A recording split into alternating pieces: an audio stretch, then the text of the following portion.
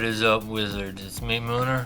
I'm starting to feel better, and as promised, here is my updated Blaze Firemind deck tech.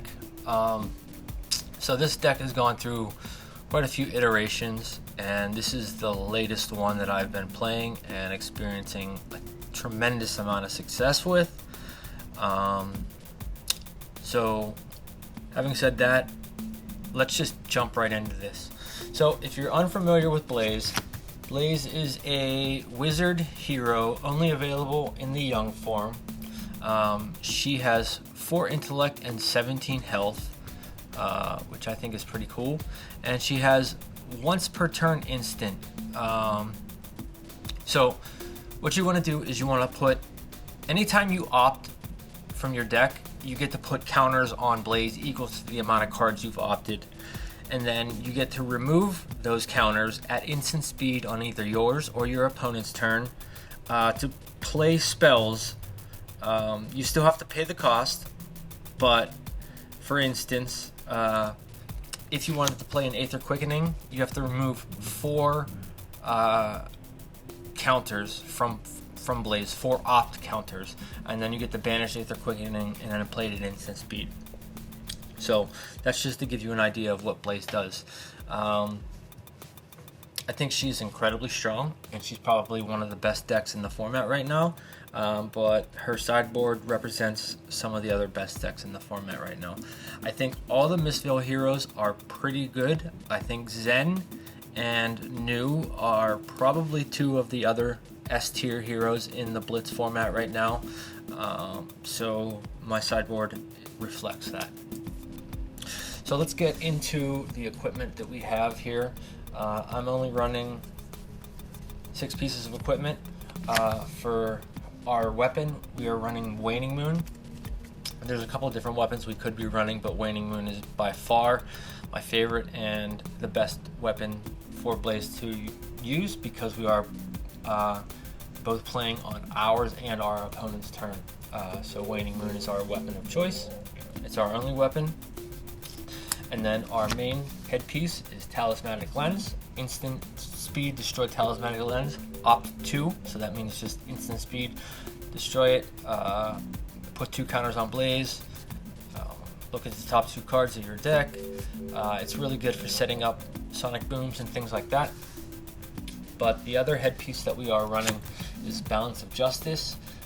This is coming in for the Brute and Ninja matchups. It's really good against Benji, stopping that, Spring Tidings, and it's really good for drawing an extra card whenever any of the ninjas play like Art of War or anything like that, or if you get hit by a Blood Rush Bellows, just being able to survive that turn by throwing balance and then drawing an extra card, really helpful. Then the only arm piece we're running is Metacarpus Node, because we can usually get off between 2 or 3 extra spells on our kill turn. Metacarpus Node is generally worth 3. Any defensive options you would have out there would only be worth about 2, but we can generally get 3 points of value out of Metacarpus Node in a game. Then we're running Spellfire Cloak. This is just to give us a resource on our opponent's turn. You could run Threadbare Tunic, but we are generally killing on our opponent's turn.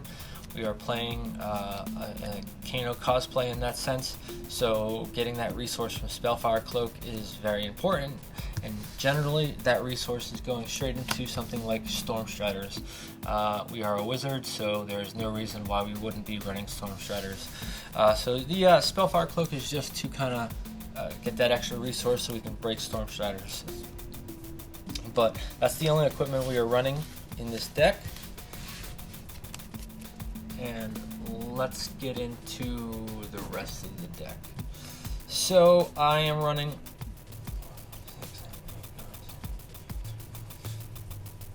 18 reds, and I'm going to go over those now.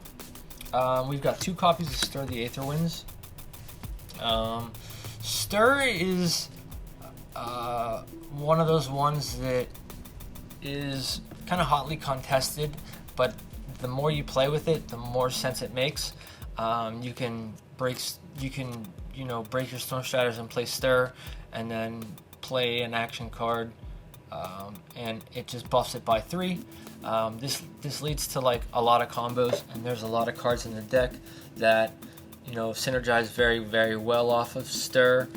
A lot of the like 1-cost spells, but I'm a really big advocate of Stir the Aether Winds. I think this leads to lots of like interesting combos and things like that.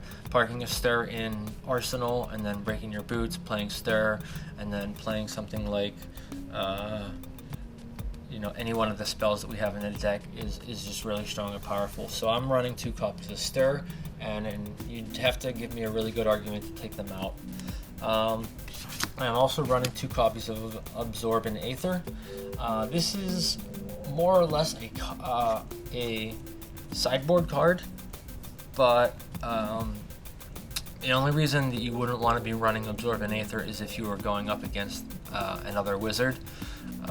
It's mainly just Blaze, but there are a lot of Blaze lists out there that are focusing more on hybrid lists, and if you know in advance that your opponent is playing a hybrid Blaze list, then you should probably leave Absorb in.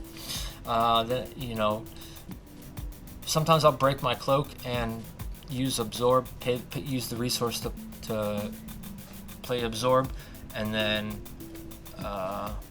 banish a card off a Blaze, and it gets +2. So it just blocks 4, and then gives your next damage dealing spell a +2. So I think it's really strong. It's one cost 6 points of value. Then we're running 2 copies of Cindering Foreskin.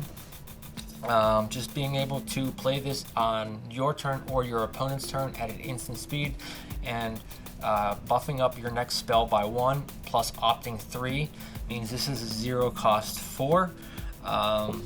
It does only block 2, but you're never blocking with this. You're always opting and giving your next arcane damage spell a +1. So this is main board Cindering Foreskin red. Then we are running 2 copies of Kindle.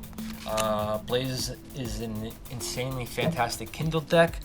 Just being able to amp and then draw, and being able to opt as much as we do in this deck. There are 17 options of opting in this deck. You should always know what you're going to draw into off of a Kindle. Usually setting yourself up with a blue to like Metacarpus node and then swing Waning Moon is the best use of Kindle there. Then we're running 2 copies of Red Whisper of the Oracles. It does block 3, it does opt 4, it does have Go Again. So this is a great like turn 1 play, playing Whisper of the Oracle, opting, and then playing something else like with your action point, playing a spell or something like that, and still leaving the 4 opt tokens on Blaze. So we are running 2 Whispers of the Oracle red in the main board. And then we're going to get to our spells, our red spells. Since I do consider Stir, Absorb, Cindering, and Kindle to be buffers, I know that is a lot in this deck. We only have 8 actual spells, but I think these are very, very important spells. We have 2 copies of Aether Quickening. It does synergize extremely well off of a blue, being able to play an Aether Quickening and then follow it up with Waning Moon. And then in the same sense as that, we are playing Scalding Rain, just being a 1 for 4. These are our 2 1-for-4s that just synergize really well off of Waning Moon. Then we have Aether Spindle.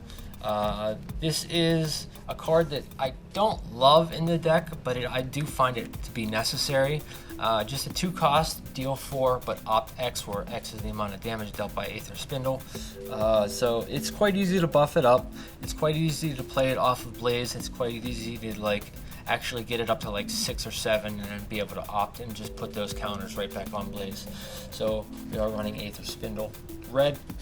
And then finally we're running 2 copies of Emeritus Scalding red. This is your finisher. This is the end of your combo right here, where you're gonna ideally play a Stir and then an Absorb and Aether, banish Emeritus off of Blaze's hero ability, Kindle it or Cindering Foreskin it or something like that, draw another card. You can get this up to 10 quite easily, and then still have room to Metacarpus it and throw a Waning Moon. But yeah, those are all the spells that I'm running.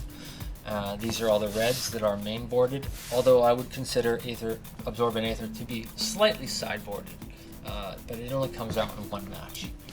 Then we got our blues. We have Eye of Ophidia, just up 2 whenever you pitch it. If you have Eye, run it. Eye is absolutely busted. Blaze uses it incredibly well. Banishing spells off of her hero ability, playing them with Eye of Ophidia, and just putting those counters right back on. It synergizes extremely well with Sonic Boom, which we'll get to in a minute. But yes, if you have Eye, do play it. If you don't have Eye, I would suggest running one more copy of Cindering Foresight, maybe a blue one. If you don't have Eye, just run one copy of like blue Cindering Foresight. It kind of does almost the same thing. And we got 2 copies of blue Absorbent Aether. Even in Wizard matches, it's still a blue, so it functions at that. But otherwise, this functions as a 1 for 4, so you're blocking 2. You're blocking like a Tiger Taming Takara or something like that, and then you're boosting up your next spell by 2. Don't underestimate that +2 to your arcane spell. It is incredibly powerful. So I'm running the blues. Then we're running 2 copies of Gaze the Ages, just opt 2. There are some tricky shenanigans where if you have played another wizard attack action, like something like Sonic Boom or something like that, then you can play Gaze the Ages, have it come back to your hand, and then, if you're familiar with Wizard, you're familiar with the tricky shenanigans Gaze the Ages is capable of. Otherwise, it is just a blue block 3, but it does opt 2. And comes back to your hand if you played another Wizard card. We are running 2 copies of Whisper of the Oracle. Blue, just opt 2, go again. This is a great turn 1 play. It does block 3. And then we're going to get into some of the spells in a minute, but I am running 2 copies of Energy Potion. I was not a big fan of Energy Potion. In fact, I was running Clarity Potion for a while there, but sometimes because this is such a red and yellow heavy deck and we're only running 17 blues, sometimes you can get a little lost with your resources. Energy Potion just really helps smooth some of those resource curves out. This can be Clarity Potion if you don't find yourself liking Energy Potion, but I've definitely come around to Energy Potion. Just something like a Whisper of the Oracle and into an Energy Potion on turn 1 is just, you're setting yourself up for success right then and there. So then we are running 2 copies of Foreboding Bolt Blue. I really like this card in blue, especially. It is a 1 cost, deal 1 arcane damage to target hero, opt 1. The opt 1 is unconditional, so even if they take the damage or don't take the damage, you're still putting that counter back on Blaze, and it does block 3. So it is another way to just get a counter onto Blaze. Take 1 counter off, deal 1 arcane damage to that target hero. They block it, they don't, it doesn't matter, you put that counter right back on Blaze. Then we are running 2 copies of Aether Arc. This card can get up to 4, 5, 6 damage quite easily and create that Plunder token for you. You don't have to banish any, or you're only banishing 1 off of Blaze. It does cost 0 to play. It deals 1 arcane damage. I just find this is a solid, just all around solid, good card. Then we are running 2 copies of Emeritus Scalding Blue.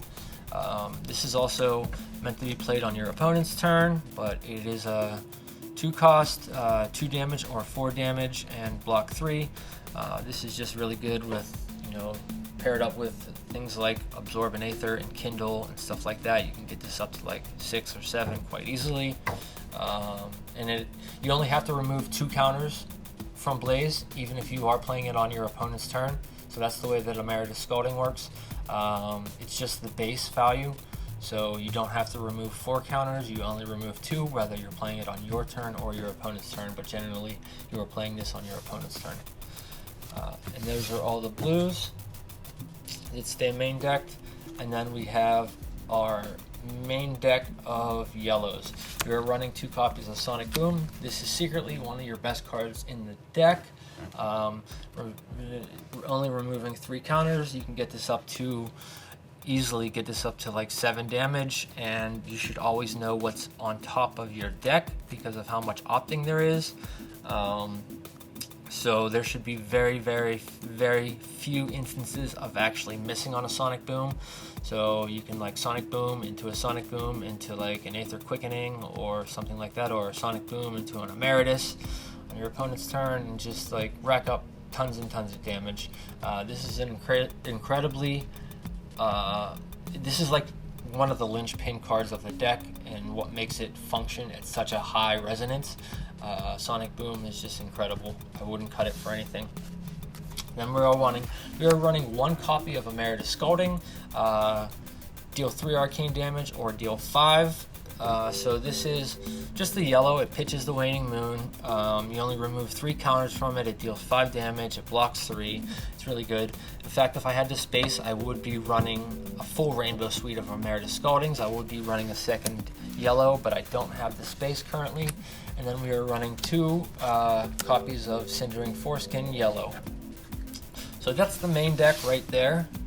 And then we're going to get into our sideboard. So this is 38 cards right here, including the red, the blues, and the yellows, and our equipment. And then we have room to bring in 2 more cards.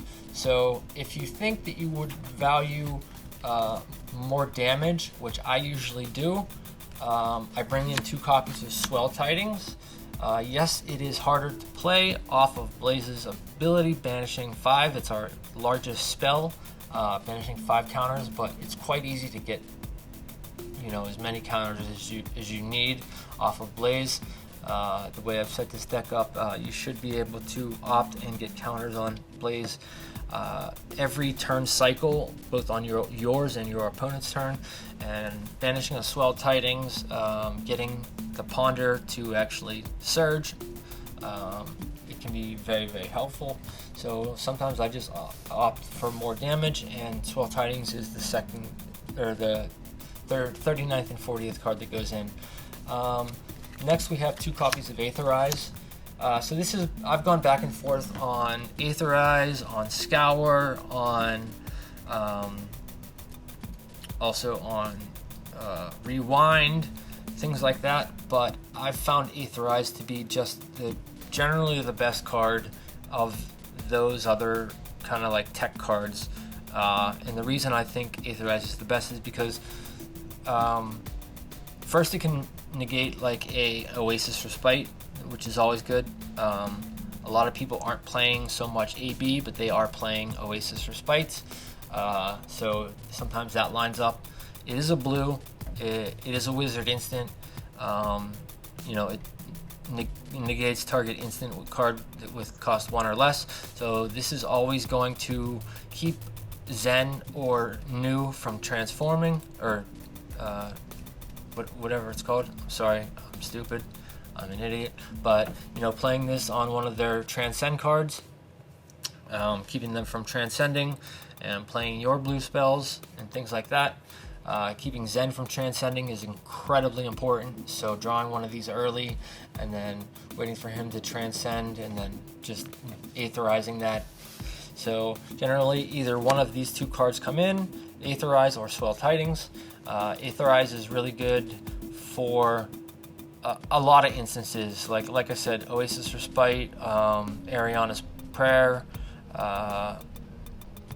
and any transcend card. So like I said, I do consider New and Zen to be at the top of the Blitz meta currently right now, in the S tier with Blaze, so that's why these come in. And then lastly, we have our last 4 sideboard cards, which are 2 copies of Battlefront Bastion and 2 copies of Blanche. 1 copy of Blanche and 1 copy of Nourishing Emptiness. Now these are all in here. We got 3 for 7s. These are for both the Prism matchups, and we have a Nourishing Emptiness, which is also coming in for the Prism matchup. The reason I'm not running a 2nd copy of Blanche is because I really like Nourishing Emptiness. It's not just good in the Prism matchup, it's good in a lot of different matchups. Drawing into a 5-card hand can be absolutely backbreaking for your opponent, but it also can target like some angels and things like that and get the on-hit effect of it. So don't discount Nourishing Emptiness. Maybe like run 1 Swell, 1 Nourishing in like that matchup, or just the Aetherize and maybe a Nourishing and a Blanche, or 2 Battlefront Bastions. But like I said, these cards come in for the Illusionist matchup. A lot of the Enigma, both the Enigma New Moon and the regular Enigma, are running some number of Phantasm cards, like Phantasmaclasm and other things like Enigma Chimera and stuff like that. So being able to pop those at crucial times is really how you're going to win that game. Both the Prism matchups, I think 4 poppers are needed for those, and you're opting so much that it shouldn't be a problem to find them. Just putting what you don't need to the bottom, and we're only running 40 cards here, so getting to one of these 4 cards should be pretty easy. But yeah, so the idea of what this deck wants to do is just opt as much as possible, set up counters on Blaze, block with Absorb and Aethers, play Cindering Foresights to boost your spells up once, put more counters on Blaze, remove counters from Blaze, play Swell Tidings for like 8, 9 or 10, finish it off with a Emeritus Scolding or anything like that. And the matchups where Nourishing Emptiness comes in is just like the old Kano matchups. Just think about it that way. So yeah, that's the deck and the sideboard. Like I said, these are your sideboard cards right here. The main deck is only 38 cards. And I usually am bringing in either Aetherize or Swell Tidings if I want more damage, or if I'm going up against some hero I know is going to play a lot of instants, Oasis Respite and Transcend cards. And the 3 for 7s and the Nourishing are in there for both Prism matchups, which I do think can be difficult without. So yeah, that's the list. I will have it dog tagged in the description of this video. Let me know how you feel. I feel like this is the most streamlined the list has been. It has been exceptionally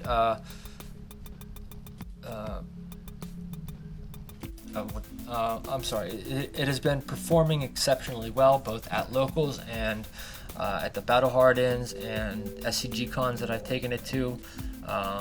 The only decks that it was losing to was Zen, but that's why I put in the Absorb and Aethers, and ever since that I have had no problem beating Zen.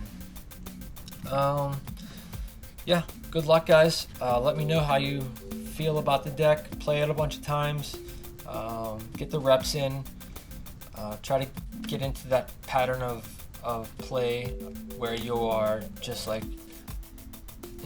putting as many counters on her as possible, blocking out, and then setting yourself up with some big combo turns. Alright guys, thank you very much for watching. As always, peace out Wizards, and please help support the channel. Give me a like, a comment, a subscribe. Any of that stuff helps so much in growing the channel. I'm trying to get to 500 subscribers, and then I'm going to give away something super dope. Alright, peace out Wizards.